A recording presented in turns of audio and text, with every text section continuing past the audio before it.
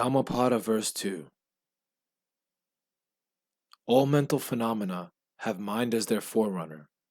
They have mind as their chief. They are mind-made. If one speaks or acts with a pure mind, happiness follows him, like a shadow that never leaves him.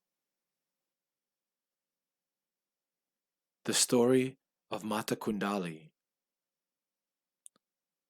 While residing at the Jetavana monastery in Savatthi, the Buddha uttered verse 2 of this book, with reference to Mata Kundali, a young Brahmin. Mata Kundali was a young Brahmin whose father, Adinapubhaka, was very stingy and never gave anything in charity. Even the gold ornaments for his son were made by himself to save payment for workmanship. When his son fell ill, no physician was consulted until it was too late. When he realized that his son was dying, he had the youth carried outside onto the veranda so that people coming to his house would not see his possessions. On that morning, the Buddha, arising early from his deep meditation of compassion, saw, in his net of knowledge, Mata Kundali lying on the veranda.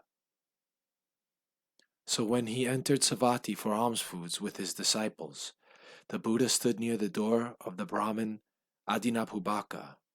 The Buddha sent forth a ray of light to attract the attention of the youth, who was facing the interior of the house. The youth saw the Buddha, and as he was very weak, he could only profess his faith mentally. But that was enough. When he passed away with his heart in devotion to the Buddha, he was reborn in the Tavatimsa celestial world. From his celestial abode, the young Mata Kundali, seeing his father mourning over him at the cemetery, appeared to the old man in the likeness of his old self. He told his father about his rebirth in the Tavatimsa world, and also urged him to approach and invite the Buddha to a meal. At the house of Adinapubhaka, the question of whether one could or could not be reborn in the celestial world, simply by mentally professing profound faith in the Buddha, without giving in charity or observing the moral precepts, was brought up. So the Buddha willed that Mata Kundali should appear in person.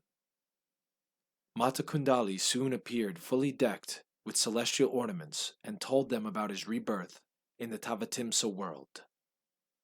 Then only the audience became convinced that the son of the Brahmin, Adinapubhaka, by simply devoting his mind to the Buddha, had attained much glory. Then the Buddha spoke in verse as follows. All mental phenomena have mind as their forerunner. They have mind as their chief. They are mind-made.